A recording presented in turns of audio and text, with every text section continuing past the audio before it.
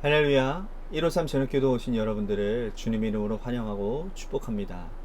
오늘도 귀하고 복된 이 저녁 시간, 하나님께서 우리 가운데 신실하게 일하심을 경험하는 복된 시간이 되기를 간절히 소망하겠습니다. 먼저 하나님의 말씀 보도록 합니다. 데살로니가 후서 3장 1절에서 5절 말씀까지 보겠습니다. 데살로니가 후서 3장 1절에서 5절 말씀입니다. 우리 같이 한 목소리로 다 함께 봉독하도록 하겠습니다. 시작. 끝으로 형제들아, 너희는 우리를 위하여 기도하기를 주의 말씀이 너희 가운데서와 같이 퍼져 나가 영광스럽게 되고, 또한 우리를 부당하고 악한 사람들에게서 건지시옵소서 하라. 믿음은 모든 사람의 것이 아니니라. 주는 미쁘사 너희를 굳건하게 하시고 악한 자에게서 지키시리라. 너희에 대하여는 우리가 명한 것을 너희가 행하고 또 행할 줄을 우리가 주 안에서 확신하노니, 주께서 너희 마음을 인도하여 하나님의 사랑과 그리스도의 인내에 들어가게 하시기를 원하노라. 아멘. 제가 수련목 기간 동안에 어떤 여자 지사님이 암 수술을 위해서 입원하면서 가족들에게 남긴 편지를 읽은 적이 있습니다. 남편에게 한 장, 그리고 아들에게 한 장, 그리고 딸에게 한 장, 모두 3장을 남기셨는데 이 편지의 내용이 대단해서 가슴을 울리는 내용이 아니었습니다. 일상적이고 또 평소에 하는 말을 옮겨 넣은 거예요. 이를테면 이런 겁니다. 내가 입원하고 수술하고 돌아오는 시간이 꽤 걸리니까 식사 준비는 이렇게 해야 되고, 세탁할 때는 이것은 조심해야 된다는 등 그런 이야기들이었어요. 뭐 문단속 하는 것들, 또 영양제를 챙겨 먹는다는 것 등 통장 비밀번호까지 어떤 일상적인 것들을 적어 두셨더라고요. 그리고 마지막에는 반드시 지켜야 될 것, 예배 잘 드리고 또 성경 하루에 한 장씩 읽기였다라는 겁니다. 근데 놀라운 사실은 그분이 입원하고 수술을 받고 돌아올 때까지 가족들은 하나도 빠짐없이 성실하게 모든 당부를 잘 지켜냈다라는 거예요. 평소에는 그렇게 말 듣지 않던 남편과 아들, 딸들이 그 기간 동안에 얼마나 성실하게 잘 지켰는지 집에 돌아와서 깜짝 놀랐다는 겁니다. 가족들이 어떻게 이렇게 변할 수 있었을까요? 그것은 이 편지가 사랑하는 아내, 어머니의 마지막 편지가 될지도 모른다라고 생각했기 때문이라는 거죠. 아내가 돌아오지 않으면, 어머니가 집에 돌아오지 못하면 후회할 것이기 때문에 성실하게 지켜낸 것이라는 거죠. 이렇게 마지막이라고 생각하는 것은 삶을 변화시키는 능력이 있습니다. 힘이 있는 거예요.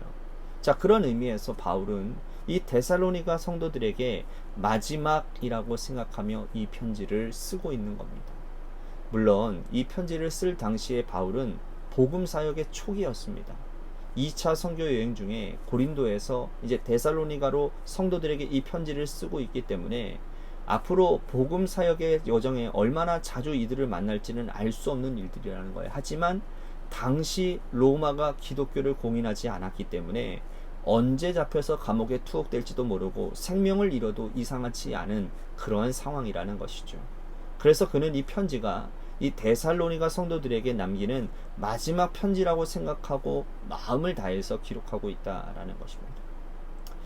자, 오늘 말씀에 보면 아주 간절한 부탁이 있어요. 바울은 먼저 기도를 부탁하고 있습니다. 나와 함께 복음 사역에 힘쓰는 디모데와 칠라를 비롯한 복음 사역의 역군들을 위해서 기도해 달라고 지금 부탁을 합니다. 바울은 엄청난 사역을 감당해내는 대사도였습니다. 많은 교회들을 개척을 했고요. 또 많은 사람들에게 영향을 끼치는 하나님께서 택하신 그릇이었습니다. 반면에 이 데살로니가 성도들은 이제 복음을 받아들이고 신앙생활을 시작한 믿음이 어린 초신자들이었어요. 이 대사도가 이제 막 신앙의 발걸음을 뗀 이 성도들에게 기도 부탁하는 것은 쉬운 일이 아니었습니다.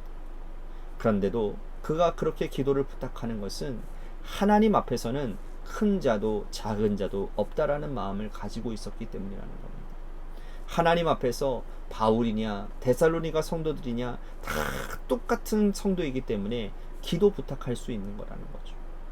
이것이 믿음 생활하는 우리들의 자세가 되어야 되는 거예요. 중직이나 목회자가 따로 있는 것이 아니에요. 처음 믿음 가진 새 가족이 따로 있는 것이 아닙니다. 하나님이 보실 때에는 모두가 다 믿음을 경주하는 달려가야 될 성도들이라는 사실이라는 거죠. 그렇지 않으면 우리는 성도들 사이에서 선을 긋고 또 당을 짓고 서로를 판단하는 그런 잘못을 하게 된다는 것입니다.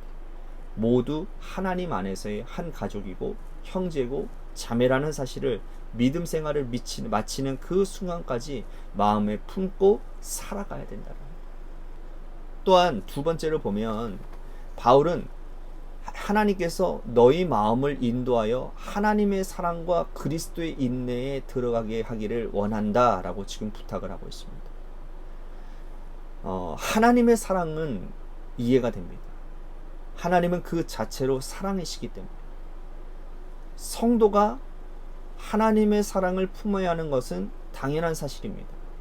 자, 그런데 왜 그리스도의 인내라고 표현을 했을까요? 예수님께서 이 땅에 오셔서 하신 사역을 보면 인내하셨다라는 것을 우리는 금방 알 수 있습니다. 예수님은요, 세상의 악에 대해서도 인내하셨습니다. 예수님을 둘러싼 환경이 여러분 얼마나 악했습니까? 유대 종교 지도자들, 서기관들, 바리새인들, 세상 사람들보다 더 악한 자들이었어요. 그들은 절기를 돈벌이 수단으로 여겼던 사람들이었습니다. 백성들을 괴롭히고 돈을 뽑아먹는 일을 평생 동안 했던 사람들이에요. 예수님께서 그들을 향하여 말씀을 전하고 책망해도 변하지 않았습니다. 주님은 그럼에도 불구하고 인내하시고 끊임없이 그들을 설득하시고 때로는 강하게 때로는 부드럽게 말씀하셨다는 거죠. 또한 예수님의 인내는 제자들에게 전해집니다. 3년 동안 제자들을 가르쳤어요. 그런데 제자들은 길에서 서로 누가 크냐고 다투었습니다. 변화될 기미가 보이지를 않는 거예요. 하늘의 권능을 가진 예수님께서 설교 한번 하시면 제자들이 변화될 것 같은데 그들이 변화되어지지를 않는 거예요. 심지어 예수님이 십자가에 달리실 때 주님 곁을 지키지 않고 뿔뿔이 흩어졌던 것들이 제자 아닙니까? 그럼에도 불구하고 주님은 그들을 품으시고 인내로 함께 하셨다는 거예요. 그러므로 바울이 이 데살로니가 성도들에게 부탁하는 것은 종말의 때가 되면 세상은 더 악해질 것이고 또 우리가 품고 사랑하는 자들은 변화되어지지 않을 텐데 이 일에 대해서 그리스도의 인내를 가져야 한다라고 부탁을 하고 있다는 거예요. 오늘 우리들에게도 적용되어지는 말씀인 것 같아요. 세상은 갈수록 악해지고요. 우리가 기도하는 사람들은 여전히 변화되어지지 않아요. 그대로 있는 것을 보면 우리의 힘이 빠지고 마음이 상할 때가 있거든요. 하지만 오늘 바울을 통해서 주님께서 주시는 말씀, 하나님의 사랑으로 그리스도의 인내로 세상의 악을 참고 견디고 변화되어지지 않은 사람들을 위하여 기도하라라는 이 말씀이 이 세상을 살아가는 힘이라는 거예요. 자, 이어서 바울은 이 데살로니가 성도들에게 종말에 대해서 한 가지를 더 부탁합니다. 그것은 뭐냐면 당시 성도들 중에 예수님께서 곧 재림하실 것인데 우리가 왜 일을 해야 되느냐라고 생각하고 교회에 폐를 끼치는 사람들이 있다라는 거예요. 일하지 않고 오늘은 이 사람, 내일은 저 사람에게 손을 벌리고 그들의 양식을 축내는 사람들이 많았다라는 거죠. 이러한 자들을 바울은 따끔하게 지금 질책을 하고 있습니다. 일하기 싫거든 먹지도 말라고 말을 합니다. 종말의 때는 하나님 한 분만 아시기 때문에 우리는 깨어서 믿음을 지키고 종말을 기대하는 것이지 일하는 것까지 멈추고 일하지 않고 다른 사람들에게 폐를 끼치면 안 된다라고 말씀을 하는 거예요. 이것이 바울이 데살로니가 성도들에게 주시는 유언과도 같은 말씀이라는 거죠. 바울이 전한 말씀은 여러분 전혀 새롭지가 않아요. 중보 기도를 부탁하고 또 하나님의 사랑과 그리스도의 인내에 들어가기를 부탁하고 또 참된 종말 신앙을 가지기를 부탁하는 이 말씀은 바울이 성도들에게 항상 전한 말씀이었어요. 그런데 이 말씀이 새롭게 다가오는 이유는 뭡니까? 마지막이라고 여겨졌기 때문입니다. 오늘 하나님께서 우리들에게 주시는 말씀이 오늘 우리에게 마지막으로 주시는 말씀으로 생각한다면 우리는 함부로 이 말씀 앞에서 살아가지 못할 것입니다. 이 땅에 역사의 종말이 오고 우리가 그 순간을 맞이한다면 우리는 말씀을 지키고 살아가게 될 것입니다. 오늘 우리의 인생에 마지막 날인 것처럼 말씀 붙들고 지키며 살아가는 그러한 성실한 믿음의 사람들이 다 되시기를 주님의 이름으로 간절히 축복하겠습니다. 오늘 말씀 생각하면서 우리 같이 기도했으면 좋겠습니다.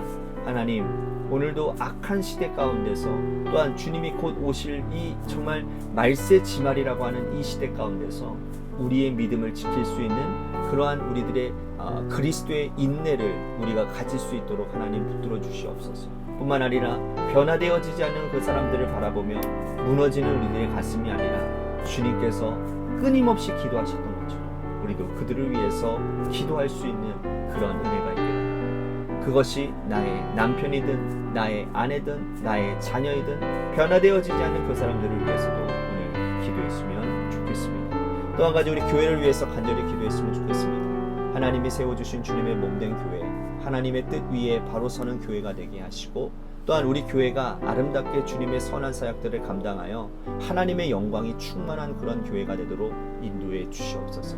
재개발 가운데 놓여져 있는 주님의 교회를 위해서도 여러분 간절히 기도해 주시기를 바라겠습니다. 또 한 가지 우리 육신의 질병으로 고통당하시는 분들과 여러분들의 삶의 자리와 여러분들의 자녀들을 위해서 기도하시다가 이 시간 돌아가시기를 바랍니다. 노래 끝날 때까지 우리 같이 합심하여 기도하도록 하겠습니다. 기도하시겠습니다.